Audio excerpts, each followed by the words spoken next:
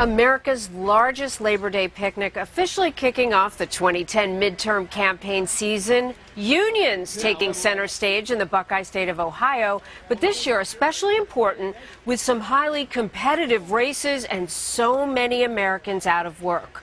Carl Cameron live in Cincinnati. Carl, set the scene for us. What's going on there? Well, Labor Day is always the traditional kickoff of the fall sprint to Election Day, and labor unions are always a big part of the Democratic vote. Last year, when President Obama came to this fair, it was raining at this picnic, and there were almost 15,000 people who showed up in the rain. Today, they're expecting more. It's been underway for 20 years, and it really is sort of a consolidation of labor power. The big headliner is Governor Ted Strickland, who's running for re-election, and governors tend to have the strongest political organizations of any politician in a state because they can reach into the grassroots most effectively as the state's chief executive. And in recent polls, Strickland looks like he could be having some trouble. The Republican challenger is John Kasich, former congressman, and he has pulled to a double-digit lead in some of the polls against Strickland, suggesting that this very important governorship is very much in jeopardy. And it's not just for the governor's race.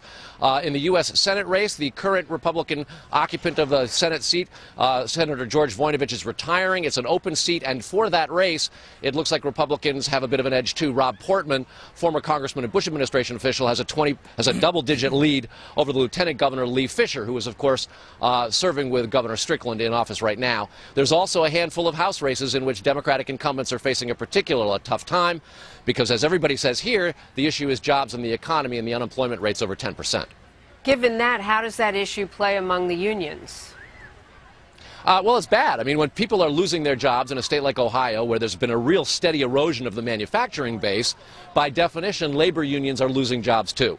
That means their members are being diminished. The labor union movement has been struggling with its political effectiveness in the past few years. There have been some divisions within it, for instance, between the SEIU, the Service Employees International Union, and the AFL-CIO, which is a more traditional sort of grandfather overarching umbrella group of labor unions. And so all of that has contributed to some problems. While their resources and their membership has been diminishing, however, their political spending has been skyrocketing. In the last election in 2008, AFSCME, the American Federation of State, County, and Municipal Employees, spent nearly $67 million, and that was for the president and congressional races. This year alone, they're expected to spend $50 million just on the midterms. And the AFL-CIO is going to toss in another $40 million. So lots of money coming from labor unions to help Democratic candidates, notwithstanding the fact that labor jobs and the labor union movement has taken a real hit in recent years. All on Labor Day at the all-important picnic in Cincinnati. Carl Cameron, good to see you. Thanks. You bet.